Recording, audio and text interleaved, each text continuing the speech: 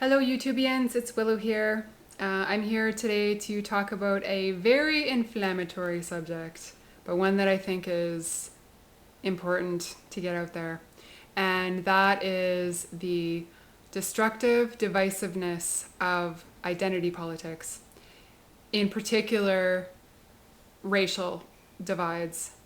I believe that this is something that is being I believe that the racial tensions and the literal race war that's being created is being created intentionally by the powers that be, because the powers that be really don't want us figuring things out and joining forces to, you know, to fight the real common battle, right?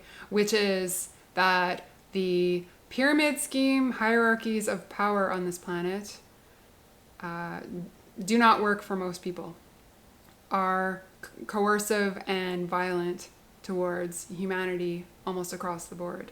Okay, I believe that the powers that be is intentionally sort of reinforcing these identity politics along racial lines to keep us scrapping each other and fighting each other and battling each other. Because if we're turning on each other and we're blaming each other for problems that are actually related to the power scheme and the power structure and the power and wealth holders on this planet, we're easier to control. We're weaker that way. And we're also distracted. We're distracted from what's really going on and from the people who are really responsible. And we're just, we're like rats in a cage turning on each other.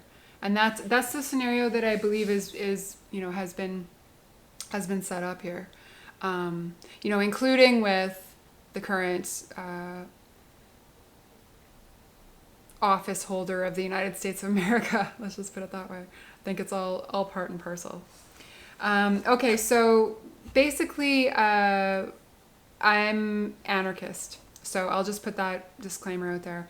I believe that the power structure and the political structure as it exists is corrupt to the core, is all corrupt. So it doesn't matter what party comes to power or which high-level politicians come to power. I believe that it's all corrupt. Okay, so I'm not,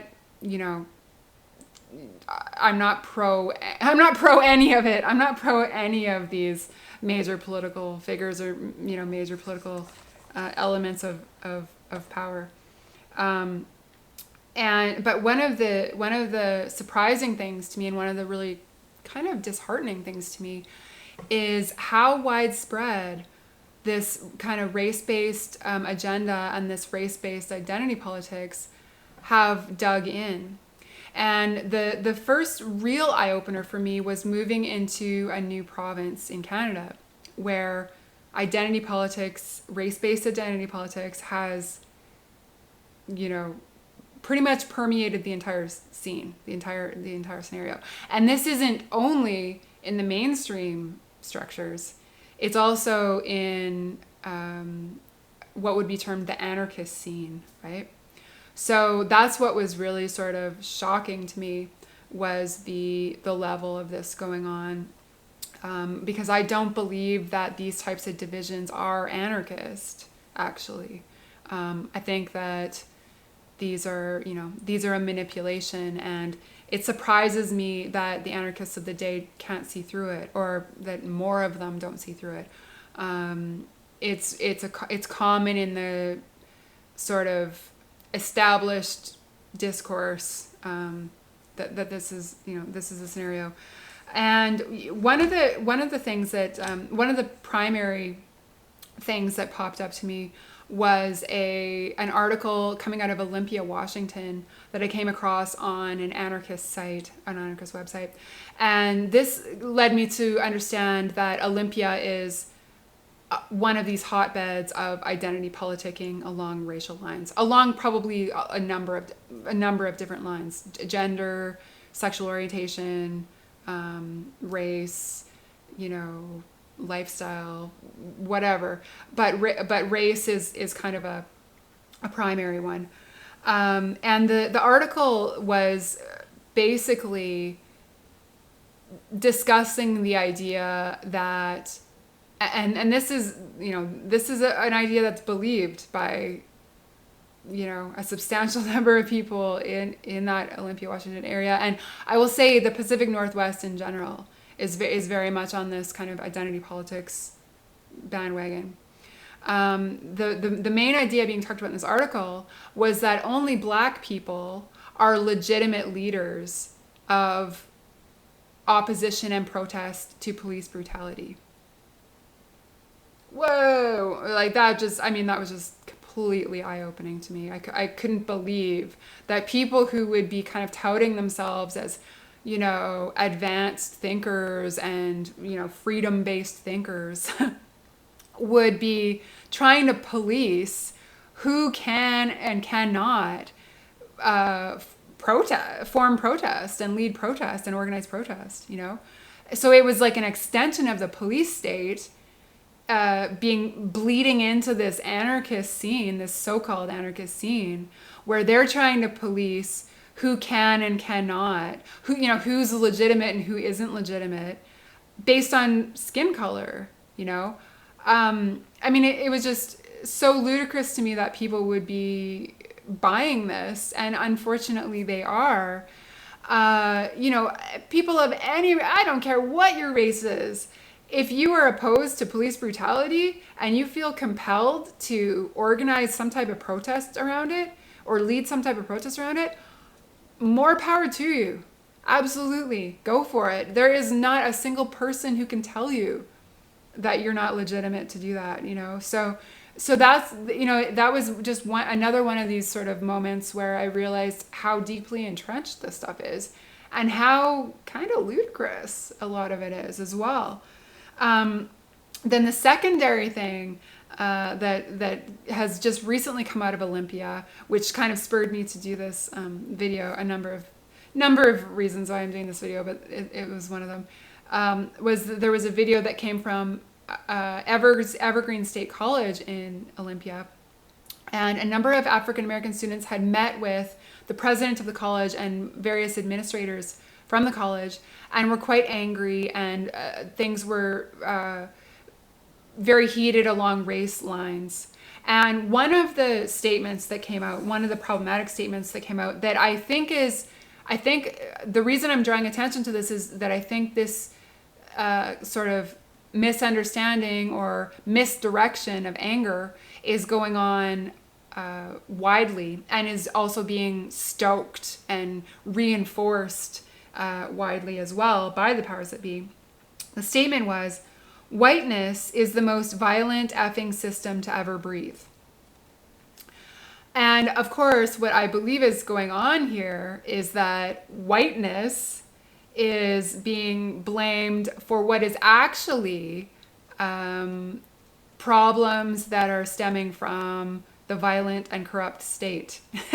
Okay, so yes, in the current situation, white people are, sort of disproportionately represented in these corrupt power structures. But there are people of all different races who are part of these corrupt power structures around the globe, okay? And it's a global network of people who are sort of at these top rungs of power in the pyramid scheme hierarchy. It's actually the state that is the most violent effing system ever. It is the corrupt money system that is the most violent effing system ever. It's this hierarchical pyramid scheme of power that exploits anyone on a lower rung of power. It's the control of most of the planet's resources by a relative handful of psychopaths that is the most violent effing system ever. And it's a system of extermination, either quick or slow motion, of the majority of human beings on this planet by those resource holders, by those resource wielding psychopaths. That is the most violent effing system ever. So what's happening, I think, is that this anger is being directed towards whiteness, wet people, wetness. I'm wet. I'm a pasty wet girl. when in reality, the real power structures that we need to be looking at exposing and dismantling and nullifying go far beyond race. Okay? And the staying in this kind of divided state, again, just allows these power structures to run amok. It doesn't, bring them back into a place of being held accountable or being held responsible for what they're doing to people. Okay? The truth of the matter is that by number alone, so not percentage, but by number, there are still far more white people who are being killed by police every year in Canada and the US. Well, I think that's a US statistic. I'm not sure about Canada, but let's suffice it to say that there are, a number of white people who are being killed by police in Canada as well. There are still more white people than any other race that are living below the poverty line. There's still a large proportion of white people who are in the prison system, right? Who have kind of grown up in this sort of survival-based crime world because of the desperate socioeconomic status that they are in. That's not the only reason people turn to crime, but that's usually one of the primary reasons.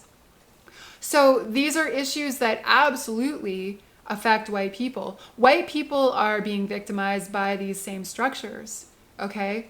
It's just that's sort of whitewashed in the scenario. Now, are there proportionately more white people who are rich or upper middle class or even middle class? Yes, definitely. There's the numbers of white people exceed any other race by a fairly substantial margin in Canada and the US. But the situation ultimately is that whiteness is not your enemy. White people are not your enemy. Okay? The enemy is the common power structures that are hurting us all, that are breaking us all down. Okay? And so that's what's so disturbing about these identity politics kind of taking root, is that the idea that it's a common struggle and that we're all being hurt by this system and that we all need change, we all need to change the way things are going, that's being lost. Even if people are kind of half-assed fitting into the mainstream structures, are kind of half-assed being successful and productive people, it's ultimately just an eroding and violent system. Okay, it's a coercive system.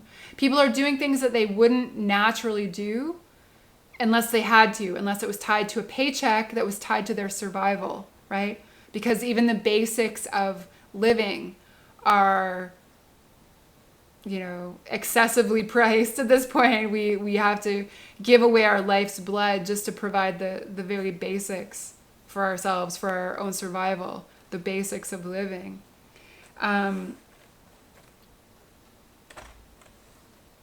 So I will just say the relative handful of people with excess wealth and power have always violently and coercively exploited those without wealth and power for their own gain.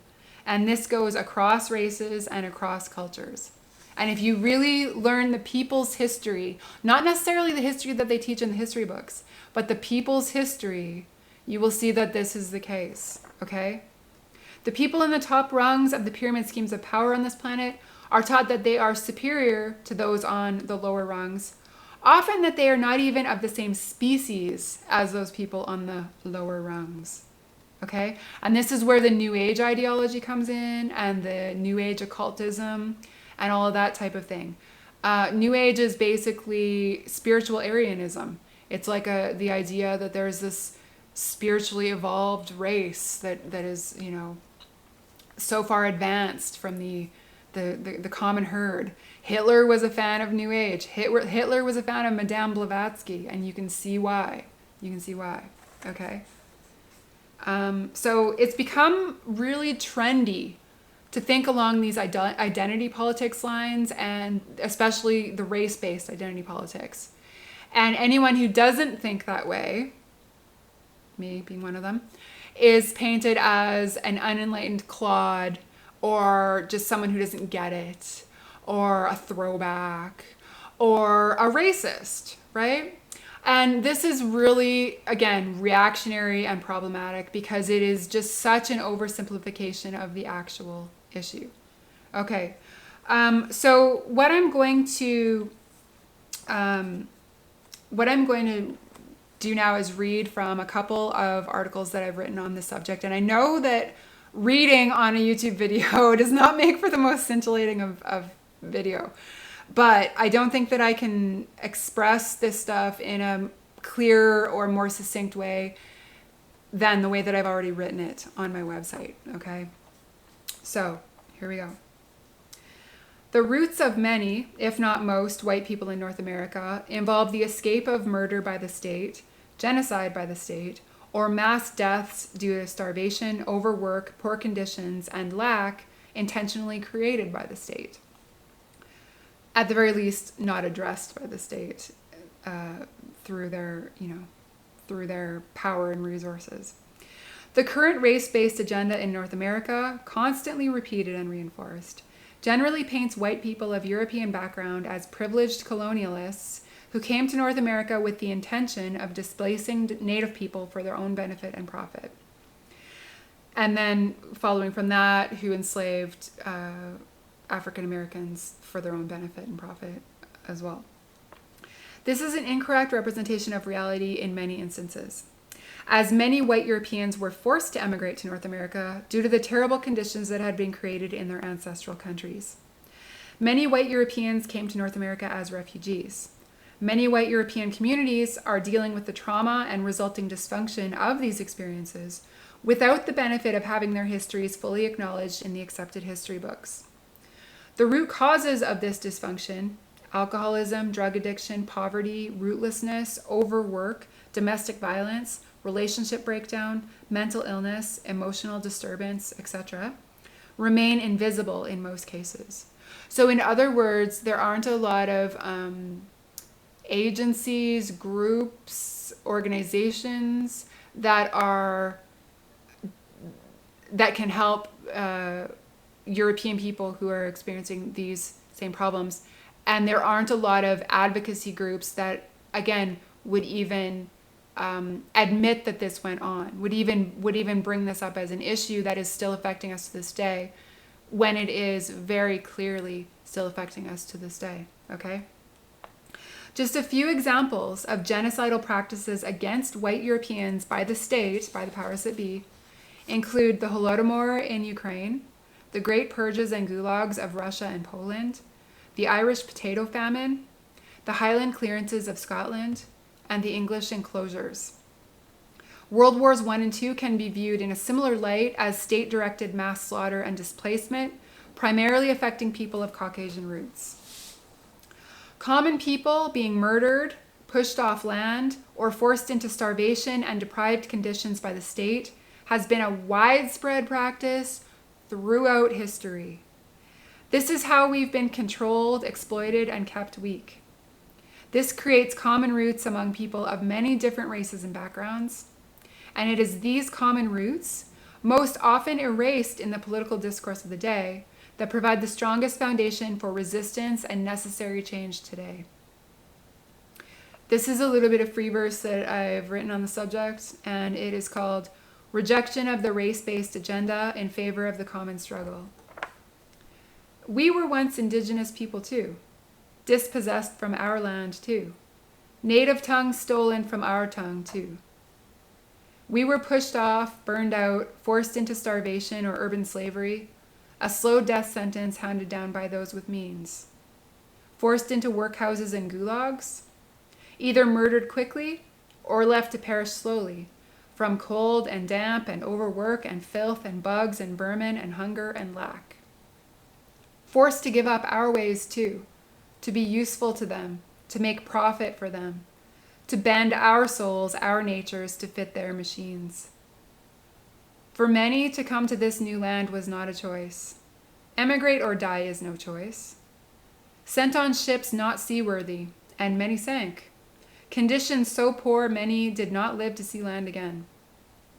No monetary value for us, less worth than livestock or commodified slaves. So no one cared if we lived to see the other shore. Deprivation and early death on this new land, too brutal to sustain us, too heartsick and homesick to resist it. So don't call me a white European colonialist. Don't try to make me feel guilty for the crime of surviving. Don't tell me I'm on land I have no right to exist on, as if I somehow need your permission. I'm here, I'm sovereign, and my roots go just as deep as yours. My heart aches for a place to belong and for the old ways, for freedom, just like yours. The sun, the moon, the seasons as my timepiece, the intuitive call as true authority. They teach us your history, their version, while we are severed from our own. Our history stays invisible while you spit their words at us, white European imperialist, and teach the partial story being misrepresented as truth. Common roots covered with convenient black and white agendas. The genocide has happened 100 times before to every color of skin. The land has been taken, revoked, stolen, and with it our survival, our peace. Set adrift on a sea of enemy, searching for a place to belong. Addictions to numb the heartsick and soul-sick. The gnawing knowledge that we may never again feel at home. So if you want to fight corrupt power alongside each other, with long parallel roots acknowledged, if you want to make a better world for all, I will stand with you. But if you want to overpower my voice, my history, my truth, if you want to misrepresent who I am and where I come from, if you want to take my right to a place on the land, just like they do, you're on your own. If you want to paint me as white imperialist scum, you are really no better than they. Your rhetoric will crumble and your power will desert you under the awesome, undeniable force of the real story. Under the drive for full acknowledgement and justice, currently denied. So reconsider this whitewash of history, this convenient erasing of roots, this partial truth declared to be whole. Understand the common experience, the common struggle that is fought to this day, to this minute, to this second, right now. Overturn the denial of common roots. Overturn these cheap slurs against those whose only crime is surviving. The systemic violence they bring down on all of us. Overturn their easy answers and oversimplified histories. Or take your place as just one more overlord. As just one more chapter in their false historical line. As just one more boot in the face. The full spectrum is cracking open, and the time is now to stand for justice for all.